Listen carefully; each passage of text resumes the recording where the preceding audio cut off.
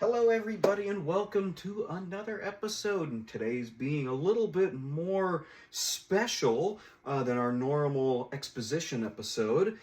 This weekend, I was fortunate enough to go and spend a couple of days with Jared down in Eugene again. Some of you might remember we went and joyrided a street sweeper and played with a number of his rarities and recent acquisitions, which we did some of the same this trip. I do have some pictures and videos I will share along with our little exposition for today. Now, before we get started, this video is not 100% vacuum related. There is a lot in there. We did a lot of stuff with regards to lawnmowers and cars and uranium glass. Interests were melding everywhere. So, before we get started, I just wanted to let you guys know that. But let's head into the video for today. Alright, so this last Friday, a couple days ago, I made the trip down to Eugene to visit Jared and his home and compound of various things and stuff. So I did go alone this time, and I did spend the night down there with them, so that was a pretty fun time and very much appreciated for the opportunity to do that for Jared and his family there. So when I first got into town to Eugene, one of the things that I did want to do, that Jared also wanted to share with me, was go on his garbage route. Jared and his partner own a garbage business, so they have a little route in a community that they run, and well, this Friday was the day they ran it. So I came down and we loaded up in his older garbage truck, and I was the man grabbing cans and thus throwing things into the back. So that was incredibly fun. And then after that, we went back to Jared's and tried to figure out our next plan. So we were talking about some lawnmowers. I have a mutual interest in vintage lawnmowers like Jared, and a thought came to his mind about a deal that he was going to make with a local gentleman. So we went down to the shop and showed us a pile of lawnmowers.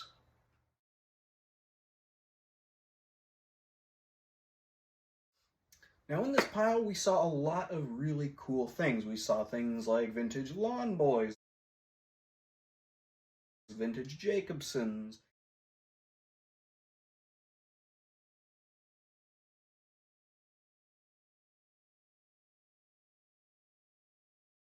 older Toros, brands that you wouldn't see today, things that were relabeled for people like JCPenney's, Montgomery Ward's, Coast to Coast was one that we found. So we found a lot of these very obscure brands within this pile. And after some quick observance and negotiation, Jared had come to a deal with this gentleman, and we were going to load up all these lawnmowers and take them back to Jared's. Granted, these lawnmowers had been sitting there for approximately 10, 15 years, so they had not ran in a long time, which resulted in a lot of them having seized engines, rust issues, broken parts, brittle plastic, a lot of that stuff. So we had our own challenges, and it did take a little bit longer than we thought.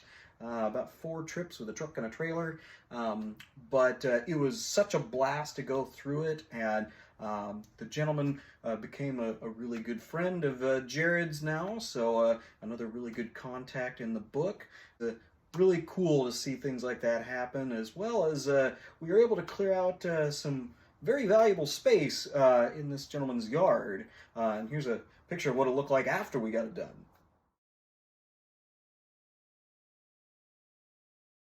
So we had a lot of fun that first day, and that kind of led into the next day. So after we had gotten up the second day, we were trying to figure out what we were going to do. So Jared and I went ahead and went off to go explore some antique and thrift stores.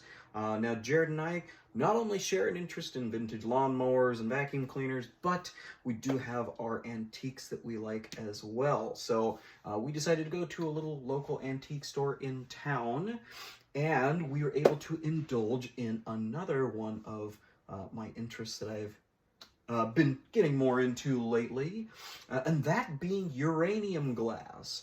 For those of you that don't know what that is, they do have a minor level of radioactivity, but a very minor one that's safe so that you're not going to, die from owning these pieces.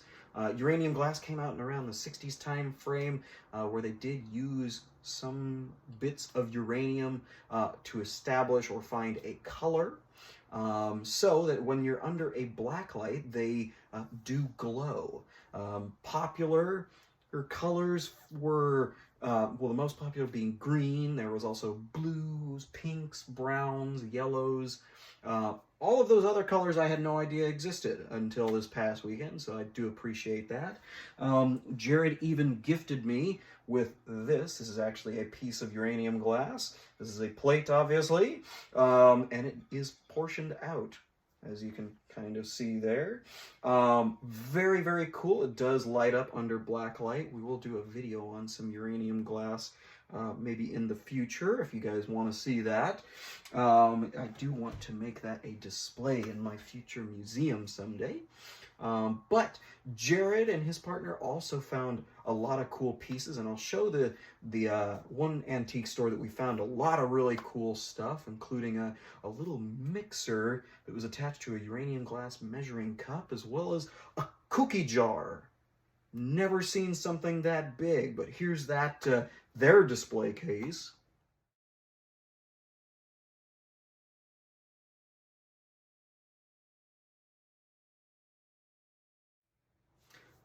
So as you can see, they do glow. They glow quite a bit.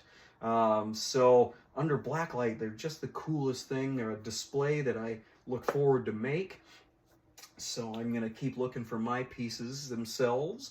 But Jared did get the cookie jar as well as that little mixer thing I talked about. So their collection is growing, and I'll definitely make sure to get a picture of that next time I'm down there. But that was kind of what our plan was. We just kind of wanted to tour around the thrift stores and antique stores and check stuff out, see what's there, come back with a couple of treasures or two, and then go from there. So we did that until a little bit later in the afternoon, and then went back and headed to Jared's to do some vacuum stuff. So we got back and we decided that we wanted to assemble Jared's Auric collection. And I'll show a picture right here.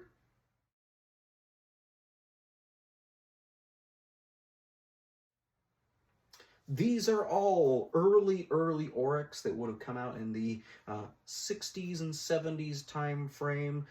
They're very, very simple uprights, mostly plastic, but very cool, clean very well. Jared absolutely loves them, and I can completely understand why, because they are just so fun to use. They're just very small. So we assembled his collection, and then we went ahead and got out a couple of his rarities that I had been wanting to try out for a while, and the first one being this American Lincoln Super Sweep.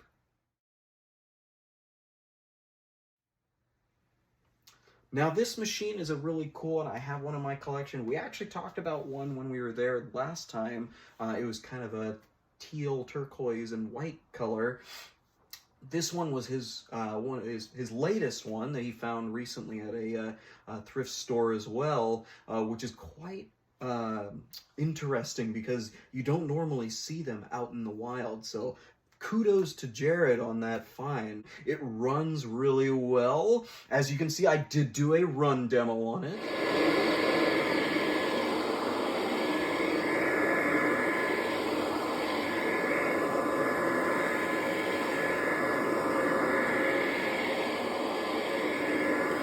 So that was the American Lincoln Super Sweep. I believe that one was from a little bit later, 1967. It's known as the Army Green one, as you can tell, kind of that darker green and drab green color. And of course, I have the turquoise one like his that we saw already. But there was also the Janitronic that we looked at his house as well as the Comvax. And then there was also a red, white, and blue Super Sweep. I believe that came out in the mid-70s as well. But those commercial Kirby's are really fun. Thank you so much for letting me drive that one across the floor a few times. The next machine we took a look at, actually, was a pretty interesting, brand new out-of-the-box Mercedes upright. Now, those uprights, they came out, and I believe either the 70s or 80s time frame. Not a lot known about that one. A few years back, there was a bunch of them that popped up on eBay, all brand new in box, never been taken out, never ran, included everything with them. Perfect. Jared was fortunate to find one of those, but had yet to turn it on. So the first time it was started was when we did our little demo of it across his floor. And I'll show that video of it running here.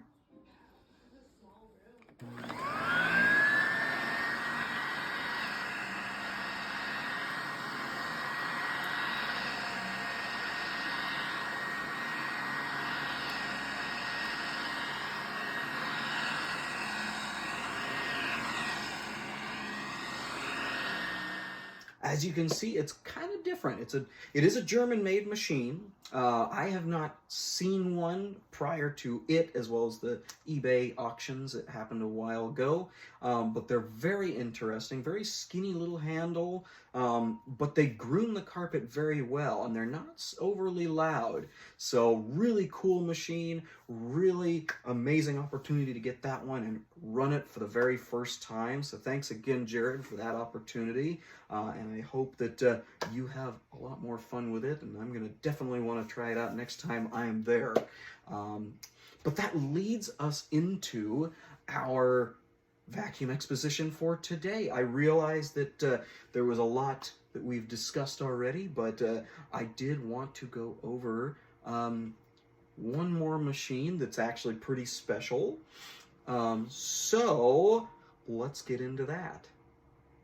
So, for today's vacuum exposition, we will be looking at this. As you can see, it's quite short. I am not very tall either, but these little Aurics were quite short. Now, as you can see, this is one of the ones from the picture at Jared's place. This right here is a late 60s, maybe 1968, 1969, Auric model XL4000. These were really cool little machines, in addition to the blue ones that we saw in that picture. Largely plastic buildup, but very, very cool, very handy, and did groom the carpet very well. These were imported from Germany, so back in the late 60s, this was a pretty cool little machine. They're built very well, very simple in design if you don't really know what an Auric is. And so essentially you have what would be considered a power head for a canister for the bottom. We saw that with the Rainbow's power head from last week's episode, along with a handle that comes up here. Now, in the power head, there is a motor, of course, that would drive suction up and blow it into the bag along the front. So you essentially have the hose going up and filtering through the handle into the bag. Jared gave me this as a birthday present this year, to which I am so thankful for. These little Aurics are not easy to find, and yet Jared has found a lot of them. So congrats, Jared, on finding all of those. They are very, very fun little machines. And like I said, they do a really good job. This one no different. Now, the bag does have kind of a bite out of it in the bottom, so I'm going to try to fix that. But that's another project for a later day. This is a really fun little machine, so I'm really happy to be able to kind of do a little bit of an exposition on it. So let's do a quick run demo to check and see how this one sounds. And there we go. All right, so let's do a quick run on this XL4000 Auric. As you can see here, we have our big power button.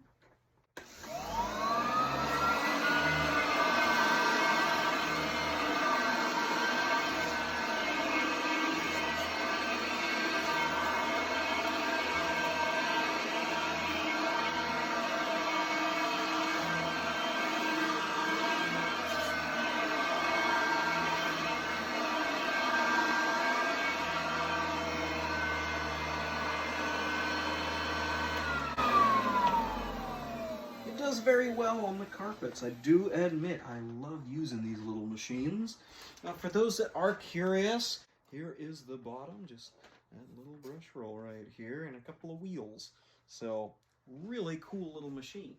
All right, everybody. Well, I hope you enjoyed today's video and getting a chance to see kind of what I'd like to do outside of vacuum cleaners. And, of course, a big thank you to Jared for letting us come into his home and have fun with old lawnmowers and vacuum cleaners and some interesting uranium glass. So, of course, thanks again for the birthday present. I do love it, and it will definitely be going on display. So, I hope you all enjoyed today's little look at the XL4000 from the late 60s time frame. It's a fun little machine. So, of course, don't forget to like, comment, and subscribe. We will see you again next week.